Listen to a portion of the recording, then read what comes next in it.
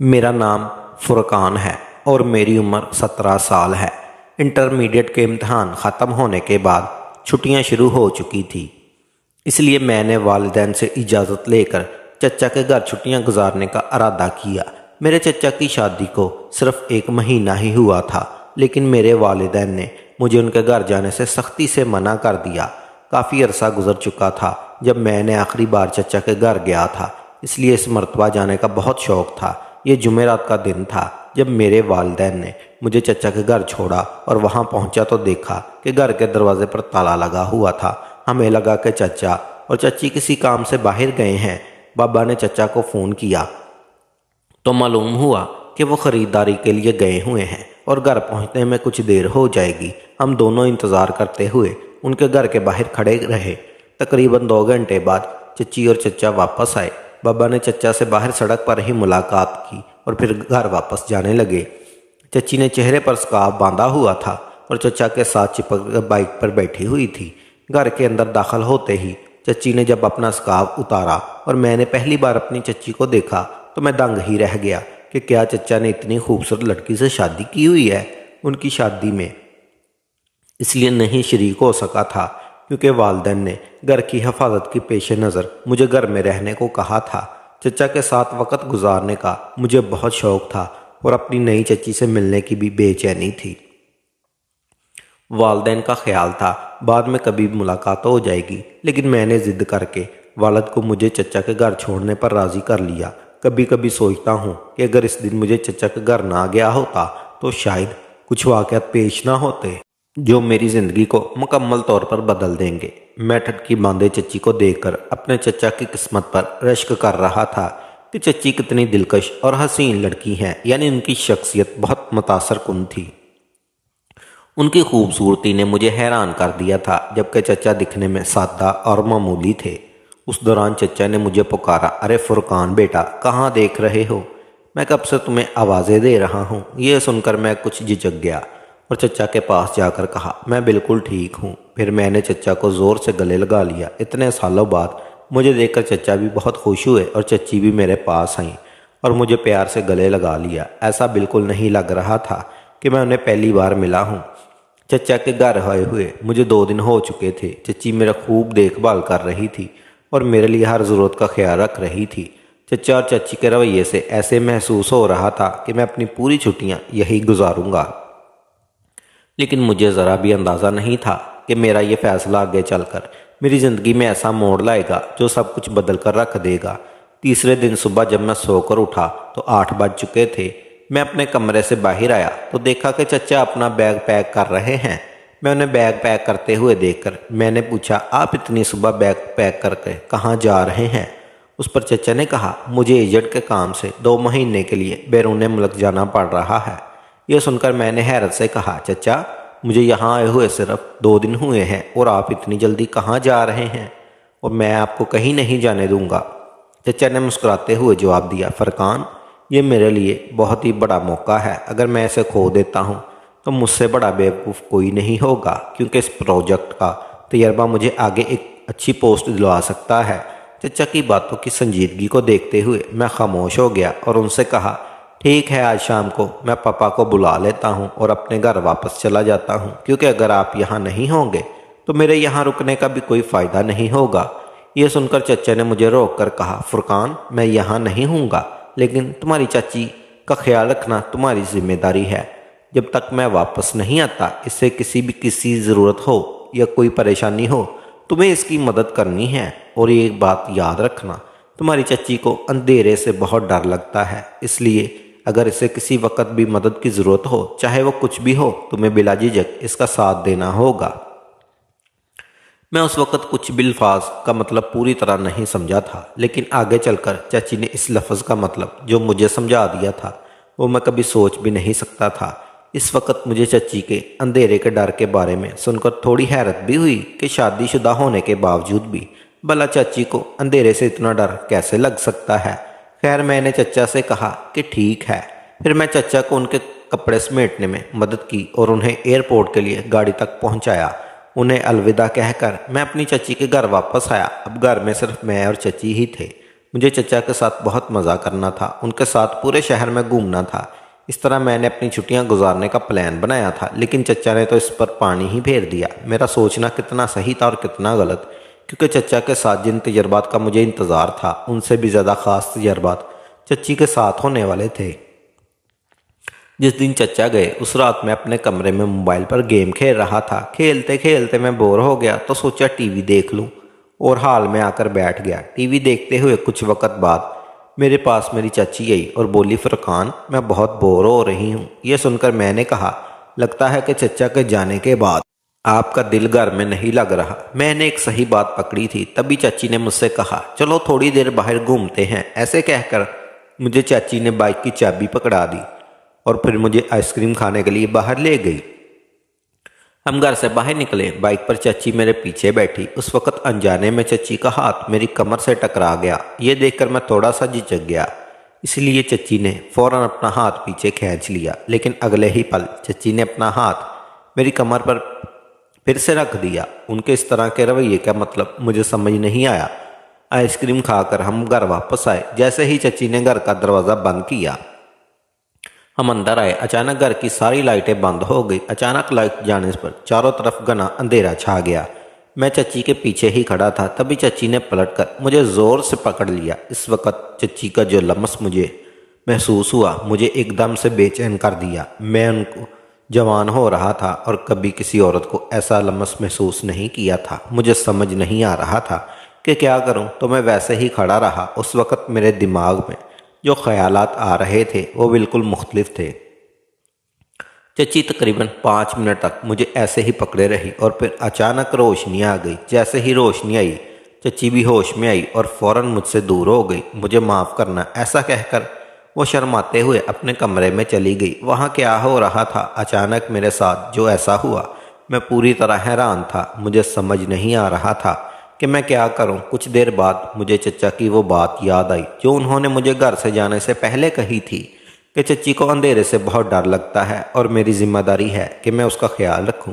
अब मुझे समझ आया कि चची ने अंधेरे का बहाना बनाकर मुझे गले लगाया था। इस रात मैं जब अपने कमरे में जाकर सो गया, लेकिन बिस्तर पर लेटे हुए चची बार बार मेरी आंखों के सामने ही आई रहा। चची काफ़ी मॉडर्न थी और ऐसे कपड़े पहनती थी जो मैंने कभी नहीं देखे, मगर चची बहुत हसीन थी। वो ये कपड़े पहनकर और भी प्यारी लगती थी।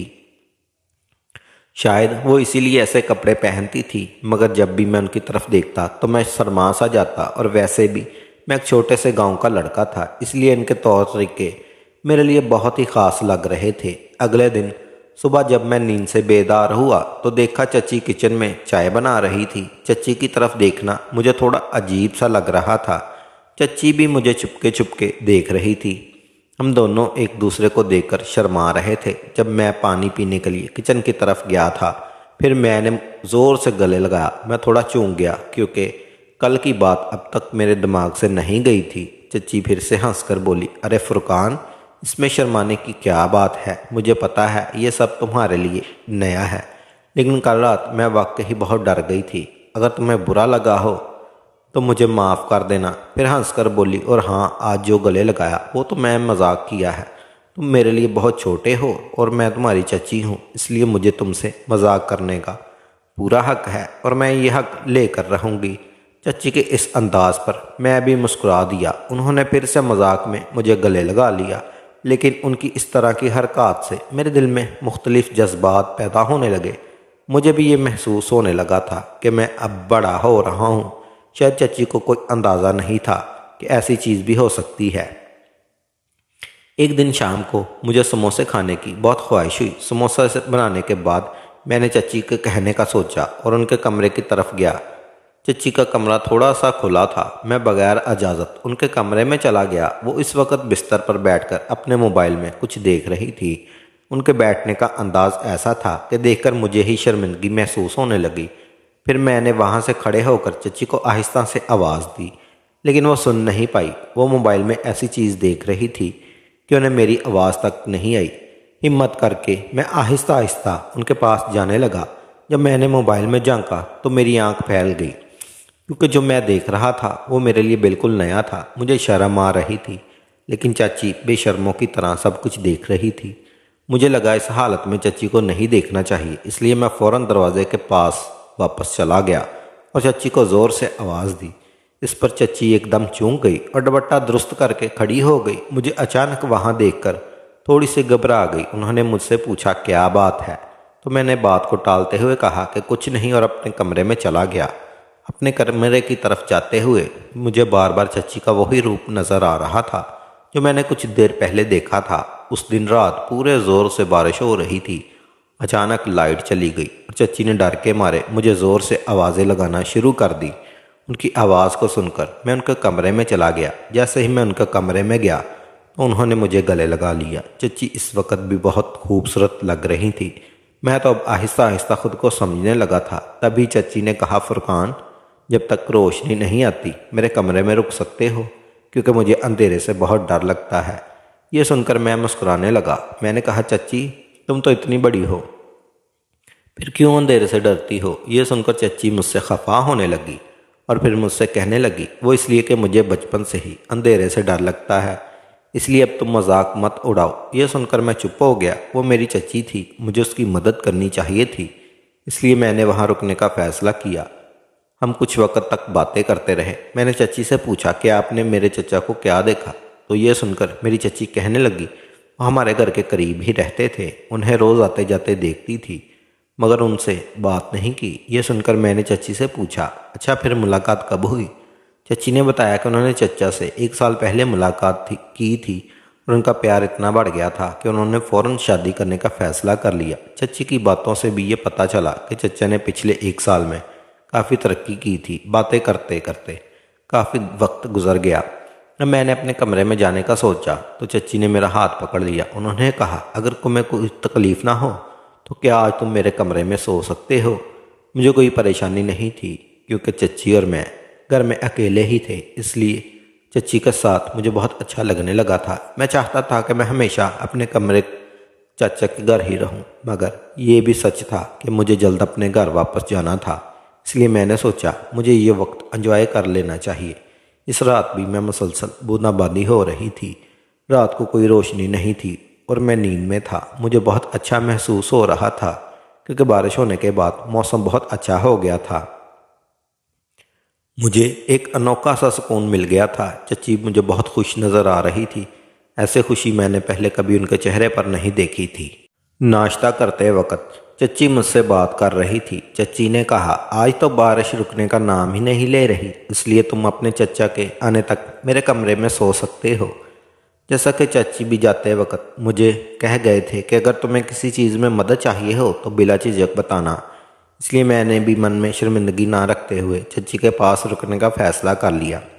रात को चच्ची मुझसे बातें करने लगी, लेकिन एक बात पर मेरा ध्यान गया कि मेरा पेट दर्द होने लगा। चच्ची की बातों से मुझे थोड़ा डर लग रहा था, इसलिए मैं उनके कमरे में सोने लगा। हालांकि चच्ची इसका फ़ायदा उठाने में लगी थी, ये मुझे समझ नहीं आ रहा था। मैं सोच रहा था चच्ची को मुझसे क्या चाहिए। रात को बातें करते करते चच्ची मेरे लिए गर्मा गर्म दूध ले आई। मैंने चच्ची से कहा, मुझे दूध नहीं पीना, मैंने अभी तो खाना खाया है। मगर चच्ची मुझे कहने लगी, तुम पढ़ाई कर रहे हो, तुम्हें ताकत की ज़रूरत है, इसलिए फ़ौरन ये दूध पी लो। लेकिन मैं दूध नहीं पीना चाहता था, क्योंकि रोज़ रात को चच्ची मुझे दूध का गिलास पिला देती थी और उसके बाद मुझ पर बेहोशी तारी हो जाती थी, जबकि मैं अभी चच्ची से बातें करना चाहता था। मगर मुझे चच्ची की बात मानकर वो दूध का गिलास खाली करना पड़ा। फिर रात को वो दूध पीने के बाद बातें करते हुए मुझे कब नींद आ गई मुझे पता ही नहीं चला। मुझे ऐसा लग रहा था कि चच्ची की खूबसूरती मेरे दिलो दिमाग में बसने लगी थी। लेकिन मुझे एक अजीब सी बात का एहसास हुआ कि चचा के बाहर जाने के बाद उन्हें मुसलसल फ़ोन आ रहे थे। अचानक मेरा पेट दर्द फिर से बढ़ने लगा। जैसे ही मैंने अपने वालिद को कॉल की, मैं घर आने वाला हूँ, ये सुनकर चाची मुझ पर चढ़ गई कि क्या तुम्हारे चचा ने तुम्हें नहीं बताया था कि वह तुझे अपनी चाची का ख्याल रखना है, तुम अभी नहीं जा सकते। चच्ची की बातें मुझे कुछ समझ नहीं आई, कौन सा रिश्ता और कौन सा ख्याल। जब मैंने इस बारे में पूछा तो उन्होंने कहा, मुझे नहीं पता, लेकिन तुम मुझे छोड़कर नहीं जा सकते। चच्ची ने मुझसे घर ना जाने की ज़िद पकड़ ली थी, लेकिन मेरा पेट दर्द कुछ कम ना होने का नाम ही नहीं ले रहा था। लेकिन मैं ये बात चच्ची को बताने में हिचकिचाहट महसूस कर रहा था और रोज़ मेरा पेट दर्द और मेरी कमज़ोरी बढ़ती ही जा रही थी। चच्ची तो रोज़ किसी तरह मेरे ज़रिए खुश रहने का बहाना ढूंढ ही रही थी। सुकून तो मुझे बेइंतहा मिलता था, लेकिन मुझे यह समझ नहीं आ रहा था कि आखिर मेरे साथ हो क्या रहा है, क्योंकि ऐसा तजर्बा मुझे पहली बार हो रहा था। चचा को गए हुए अब तकरीबन एक हफ्ता हो गया था। शाम को 7 बजे घर की बेल बजी, जिससे मेरा दिल डर गया। मैंने अपने कमरे में देखा तो चच्ची वहाँ बेफिक्र होकर सो रही थी, जबकि बेल मुसलसल बज रही थी। इसी वजह से चच्ची की आंख खुल गई और फिर वही खुद दरवाज़ा खोलने गई, और दरवाज़ा खोलते ही सामने पुलिस खड़ी थी। पुलिस देखकर चच्ची घबरा गई। पुलिस ने चच्ची के हाथ में हथकड़ी लगाकर कहा, आपको हमारे साथ चलना होगा। यह सुनकर मैं चौंक गया। मुझे समझ नहीं आ रही थी कि यह सब क्या चल रहा है। मुझे कुछ समझ में नहीं आ रहा था। तब मेरे पीछे पापा चाचा जी को लेकर आए। चचा जी के हाथ में भी हथकड़ी थी। उन्हें देखकर मैंने कहा, चचा आप तो काम के सिलसिले में 2 महीने पहले बाहर गए थे। तब मैंने पापा से पूछा, यह सब क्या हो रहा है? पापा ने बताया, जब मैं तुम्हें यहाँ छोड़ने आया था, मैं पुलिस स्टेशन गया तो वहाँ मुझे एक लड़की के बारे में मालूमात मिली थी, जिसके बारे में मेरे साथी तलाश कर रहे थे। मैंने उसे पहचाना नहीं, लेकिन जब मैंने सोशल मीडिया पर तुम्हारी चच्ची की फ़ोटो देखी तो मुझे पता चला कि तुम्हारे चचा ने नाम और शनाख्त बदल कर तुम्हारी चच्ची से शादी कर ली है। चच्ची जी का फ़ोन काटने के बाद पापा को ये चौंका देने वाली मालूमात मिली। चचा और चच्ची लोगों को फंसाकर गलत काम कर रहे थे। तब मुझे समझ आया कि मेरे पेट में दर्द क्यों हो रहा था। चच्ची ने मुझे नशा व दूध पिलाया था। चच्ची ने तो रिश्ते की भी परवाह नहीं की थी। वो किसी वेबसाइट पर वीडियो की अपलोड करती थी, जिससे उन्हें अच्छी खासी कमाई होती थी। इसलिए जल्दी पैसे कमाने के चक्कर में चच्ची और चचा अंधे हो गए थे। अब सब कुछ समझ आ गया था कि चचा ने 1 साल में शहर में इतनी तरक्की कैसे की। मैं तो चचा जी के प्यार में उनके घर छुट्टियां गुजारने गया था, लेकिन उन्होंने चच्ची के साथ मुझे भी बर्बाद कर दिया। मेरा मुकद्दर अच्छा था कि बाबा ने मुझे इस मामले की तहकीक की और मुझे मज़ीद बर्बाद होने से बचा लिया।